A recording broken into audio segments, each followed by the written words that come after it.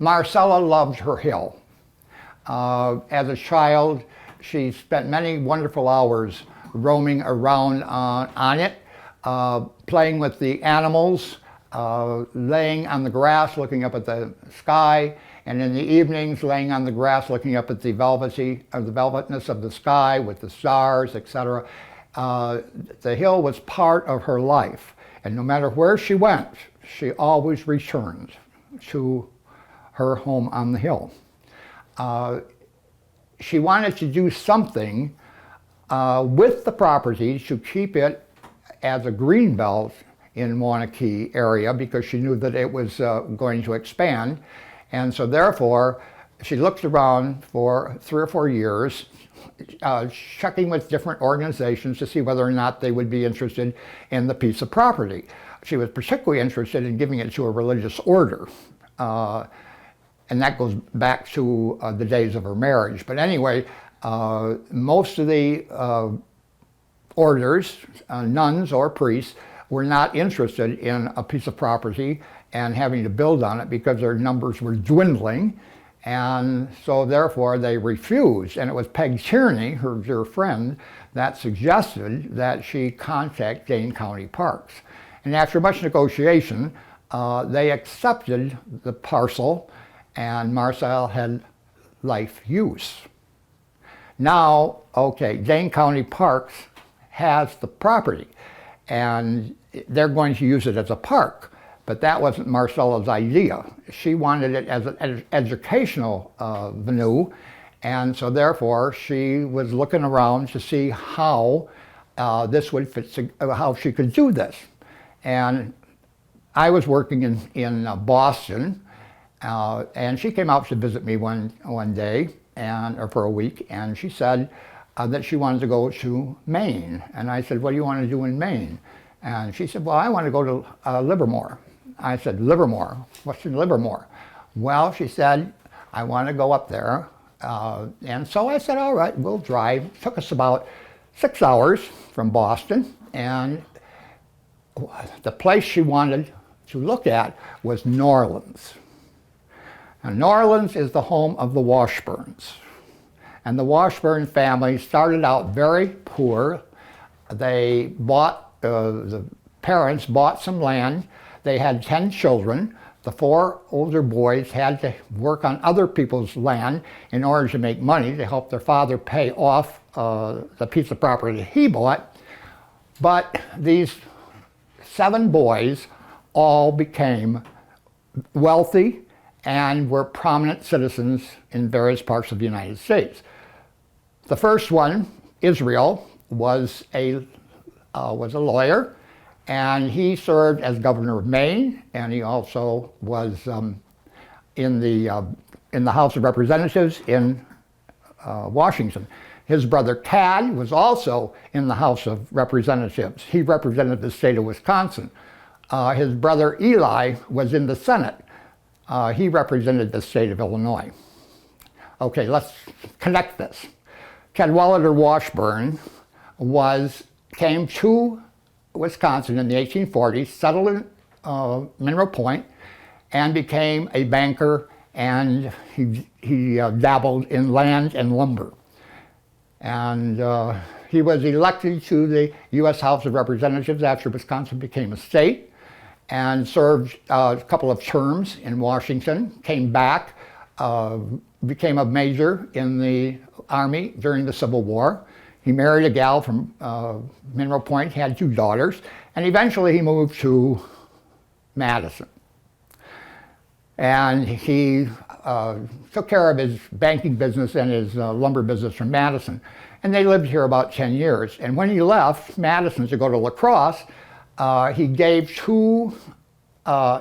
home and land on Lake Windra to the nuns of Cincinnati, and that became, as a school for Catholic girls in Madison, which evolved into Edgewood College.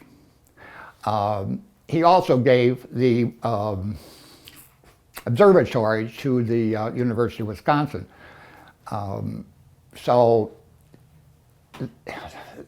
the Washburn family wrote off all their interests to the property back in the early 70s, and they formed and then a organization was formed to operate it, and then they had to have somebody set up a business end of it, and then it was operated by volunteers.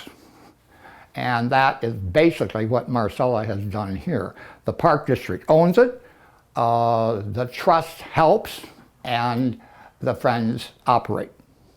However, the New Orleans is a much bigger operation than this. They have a school and schoolhouse, and they have a teacher that when visitors come, you always go to the schoolhouse, and classes are taught like they were in the 1880s, 1890s. And Marcella had that vision of a schoolhouse on the West Lawn. And she really worked on that, but it didn't happen. But maybe someday it will.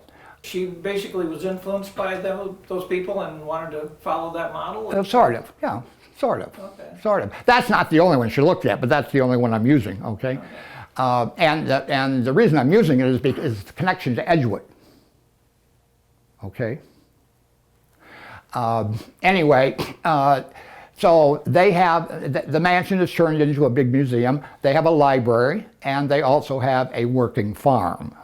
Now, that's a little more ambitious than what we could do here, but that was her idea. Sometimes she wanted to have a few animals, and she hopes at some point you could till the soil with the old machinery that she acquired basically from the Amish up in the Baraboo area, and then have events that would bring the children here.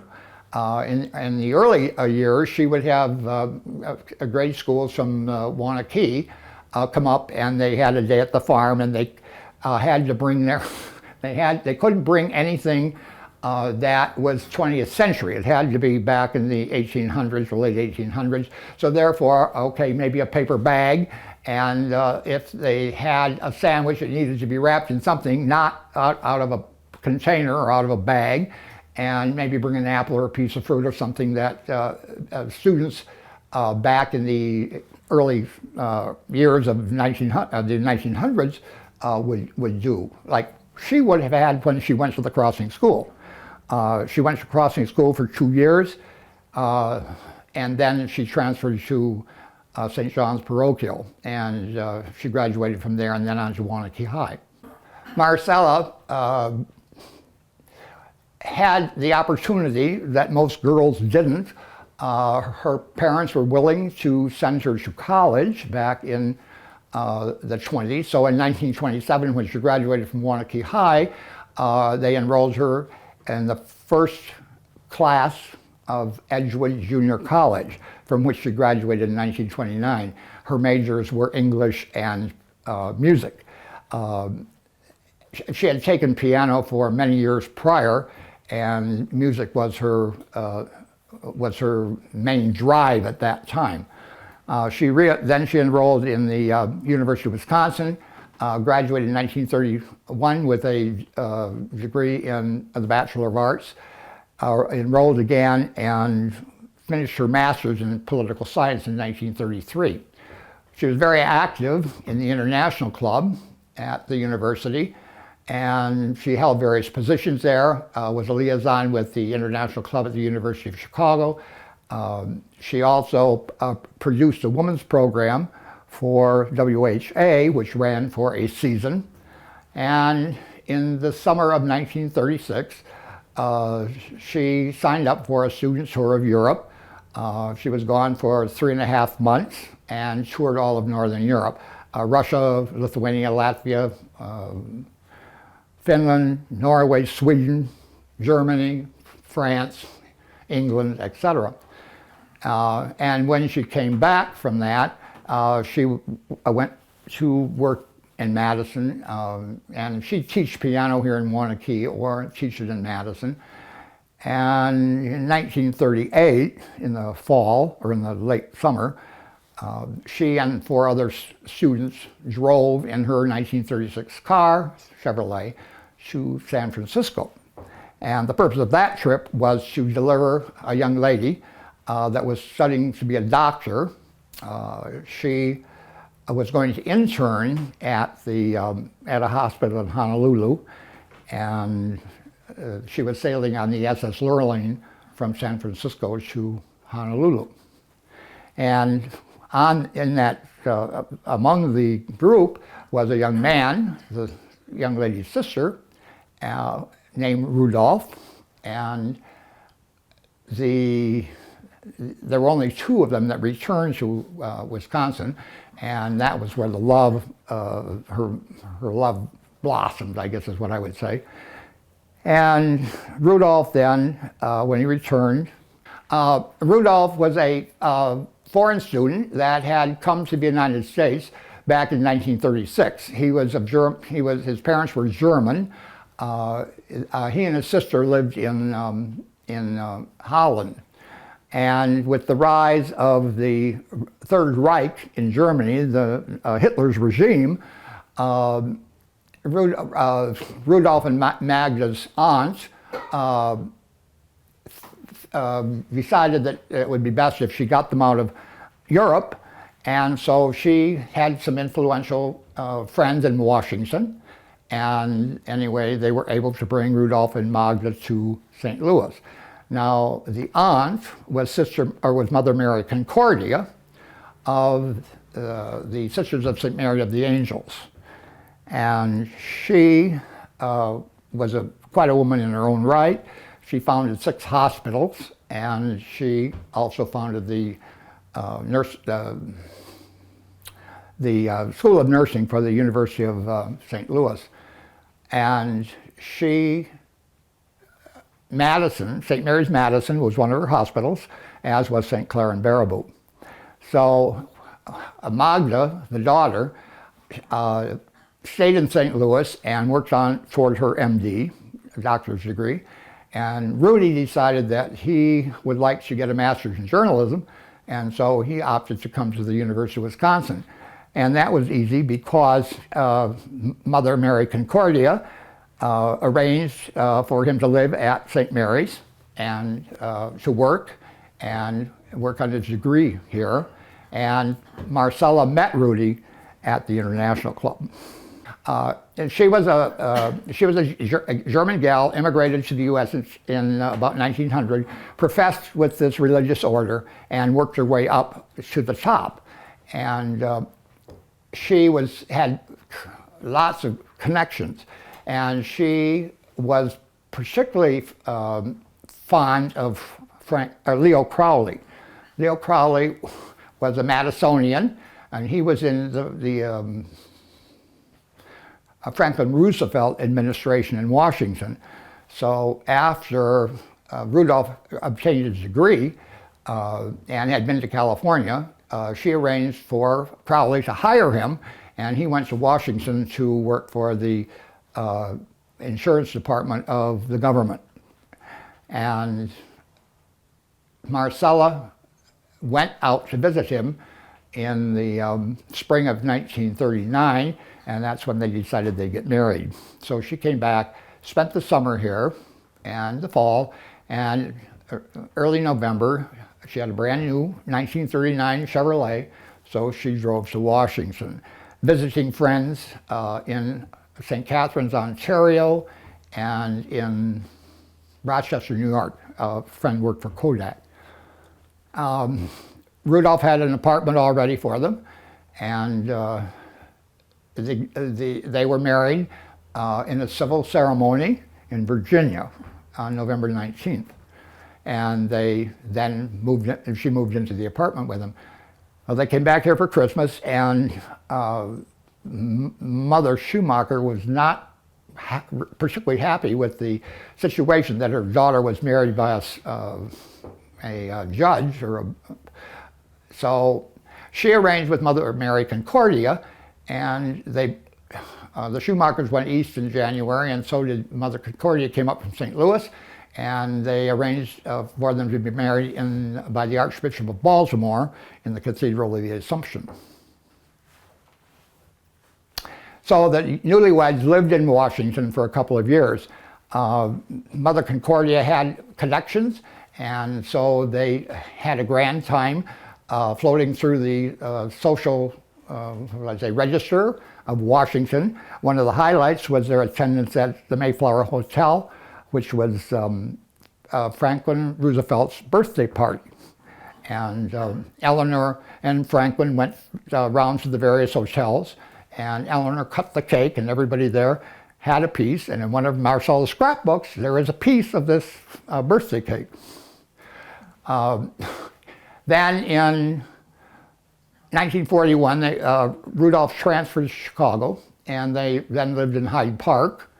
Marcella taught piano. Rudolph was working on a book. And in the summer of 1942, Marcella had to return to Waunakee because her father was in the last stages of terminal cancer. So she was there until her father passed away in September of 1942.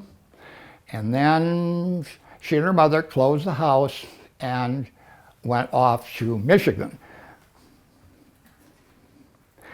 The farming here on the hill probably stopped in about 1940 because by that time Henry couldn't really handle it, and Marcella wasn't here, and so they began to rent out the land.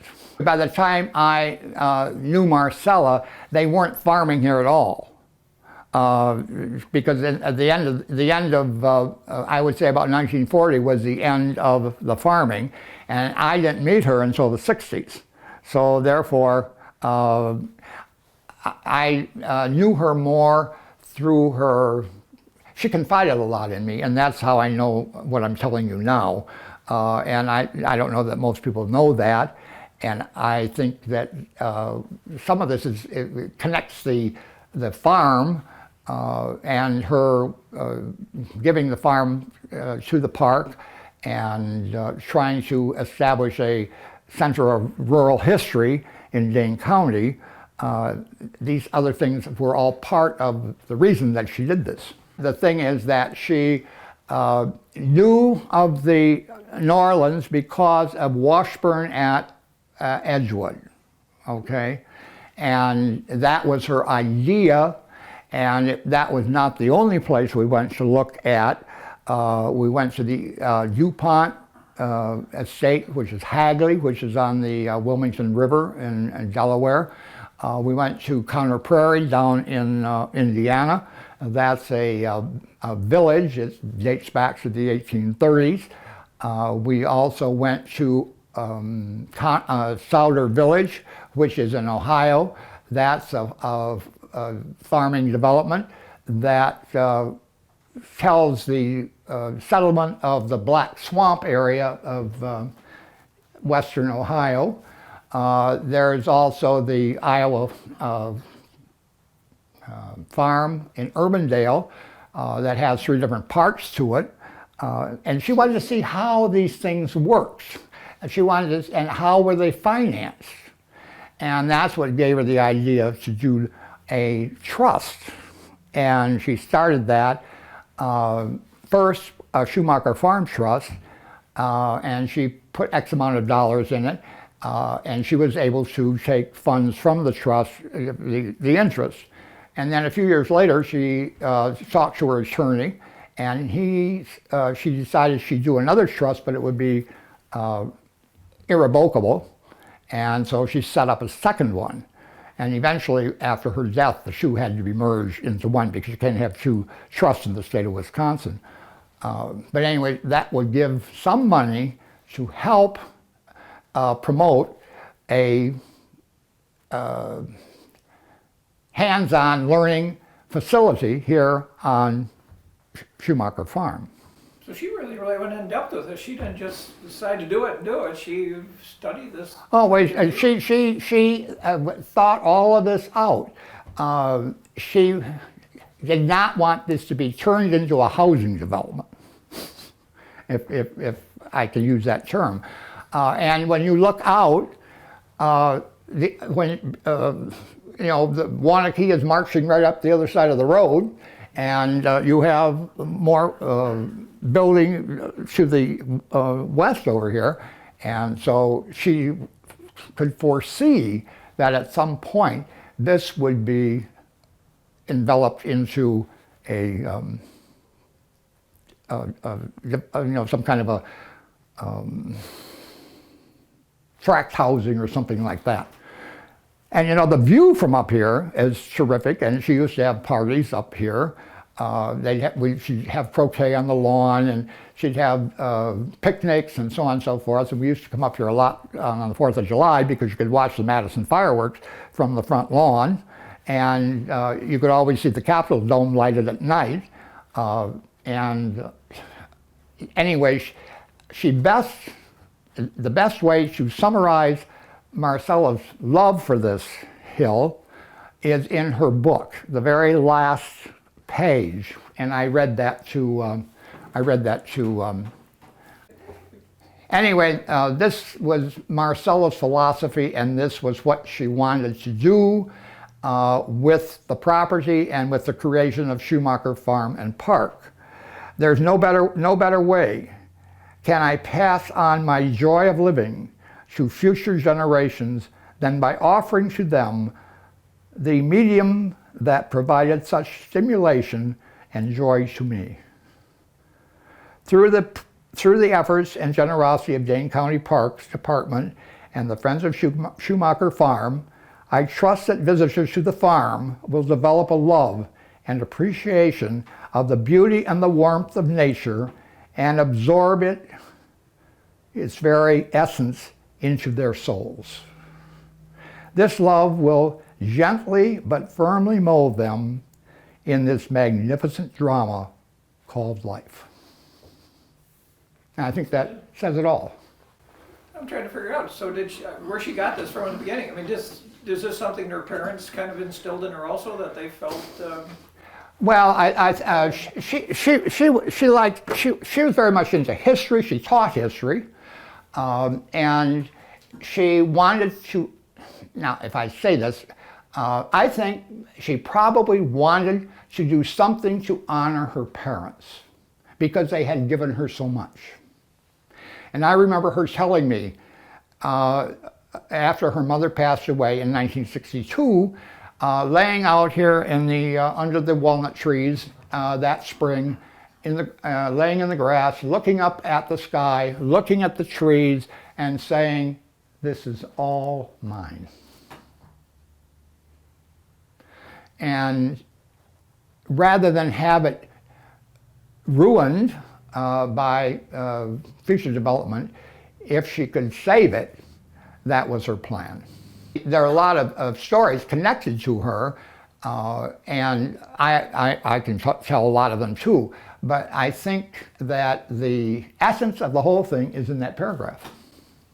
Well, now you said she went the very first year of Edgewood, so that was the very first year that Edgewood opened? Yeah. She was in the first graduating class, 1929.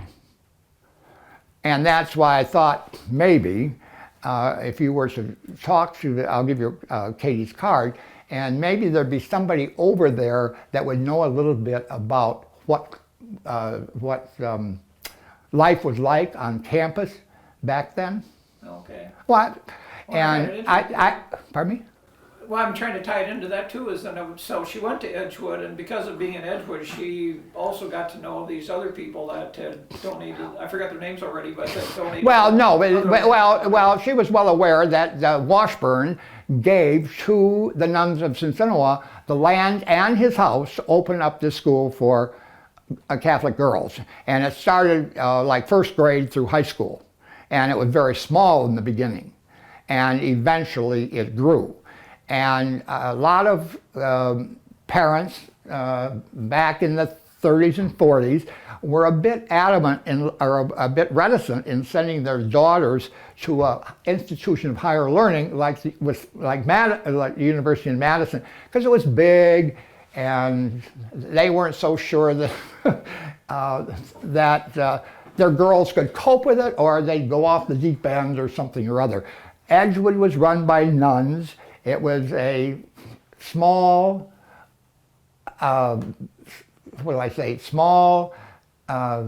rather close enclave of students, and the good nuns could keep an eye on them. Because I can use this as an example. two girls that lived across the street from me in Janesville, their mother, they wanted to go off to college, and their mother said, well, if you go to college, you're going to Edgewood. So they went for the first 2 years, and then they could transfer to the university, because by that time they had the hang of things, and they were probably okay. I was talking to Katie today, and there were a lot of girls from Janesville that went to Edgewood, and eventually it went from the they go kindergarten through high school, and then you've got the four-year college, and they also have master's programs now. Oh, before I forgot, you were mentioned the fact that her mother painted some of these pictures. I thought that was an interesting. Maybe just mentioning that. Well, when she went in 1927, it cost something like around $500 a year for room, board, and tuition, and that was 1/2 of her parents' income. Her mother was not a typical farmer's wife. Eveline graduated from 8th grade country school, took some kind of a state board test and passed, and she became a teacher. And she taught in the Vienna and Blanchard districts here around Waunakee for about 10 years. And then she became involved in business in Madison, and Bob LaFollette was one of the big promoters of it, and they were trying to break into the monopolies of the railroads, and they were promoting benefits for farmers and for workers, et cetera, so on and so forth. And her mother probably went to 3 or 4 national conventions. I know she went in 1895 to the one in Cleveland. And prior to her marriage, she worked for the Madison Abstract Company. And I think she had gone with Henry Schumacher for a number of years. And I guess she must have decided at 39, well, I guess I'll do it and get married. And he was 45, and they had been neighbors because their land adjoined. The Busby land adjoined the Schumacher land. And so Henry, maybe to entice her, built her this home on the hill. And they were married in July of 1908, and then she moved in here and brought with her most of the furnishings from her mother's home, because at that time her mother was moving off the farm and was moving into Waunakee, and probably didn't have room for much of the furniture that she brought here. That would explain the plat maps, so the land changed from Busby to Schumacher. Right. Okay. And the Busby Schumacher land adjoined for, well, the Schumachers bought the Fahey property over there on Schumacher Road, I'm going to say in about 1884 or 5, and they had, I think, about 160 acres, and then Henry bought this 40 from Dr. Wheeler's widow in 1892 because she was moving to Mason City, Iowa to live with her son, who was a doctor there. The Busby land came up to about I think, down there, the highway. So they knew each other for years. It wasn't something new. Going back, John and Fred Schumacher and Henry, the 3 brothers, owned a fair amount of land here in east of Waunakee. And John and Fred never married, and Henry married late. And if I'm correct, where Bill Blobner lives down there on Schumacher Road was the old Schumacher Farm. I'm not a Waunakee boy. Yeah. And I was telling them how I met Marcella back in the late 60s, and I really knew her through tours and things that she did for the Waunakee Senior Center. And she confided a lot in me, and when she was John VanDinter was the executor first. In the middle 50s, after Marcella had returned to school to obtain her teacher's certificate, she was looking around for a job, and she and her mother were interested in moving to the Southwest. They thought maybe New Mexico or Arizona. And so they would put the farm up for sale and off they'd go. However, her advisor suggested that she talk to the Waunakee School District because they had an opening, which Marcella did, and they hired her, and she and her mother stayed in Waunakee. She could have, back in the middle 50s, sold the property and gone to live in another part of the country. So the farm that almost wasn't. The farm that almost wasn't. That's right. That's right. But then after she became a teacher, you said she always came back. Was that more prior to becoming a teacher in Waunakee, or even then you were saying? Well, she came back to the hill. I don't know whether I'm not sure that the little town of Waunakee pulled her back, but the farm pulled her back because it was peace and serenity, and she liked that. Even though she was sometimes terrified here in the house at night. Because the trees would scratch the side of the house, or or she'd hear a screech of brakes out in front, etc.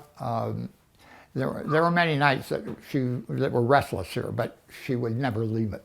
Yeah. And when she finally had to go because of the terminal cancer, I delivered her to Nazareth's house in Stoughton, and everything was all set. A relative of hers had been able to secure space for her. And the following day, I got a call from the nuns at Nazareth, and they said, Marcella isn't here. Do you know where she went? And I said, no, I have no idea. Well, what she had done is she had called a friend here in Waunakee to come to Stoughton and get her, and she came back up here to spend her last night. And then she was ready to go and live at Nazareth. So,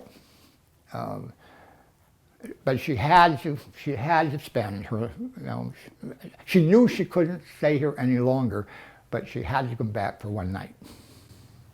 Overall, she sounds like she was a pretty interesting person. John VanDinter talked about how she used to call him a lot. He'd come out and repair things, and she had one where somebody was knocking at the door, talking gibberish, and she couldn't understand, and she called him, and he comes out. Turns out the guy had been in an accident and was talking Spanish, and he says, he's talking Spanish. One particular incident was really funny. Somebody who came to her door, and she says was just muttering and mumbling in the middle of the night. And she was very, very frightened and kept the door locked and, of course, wouldn't let him in. And she said, I can't understand a word he was saying. Well, he was speaking Spanish, and she was a Spanish teacher, and she was enough concerned that that didn't even kick in on her.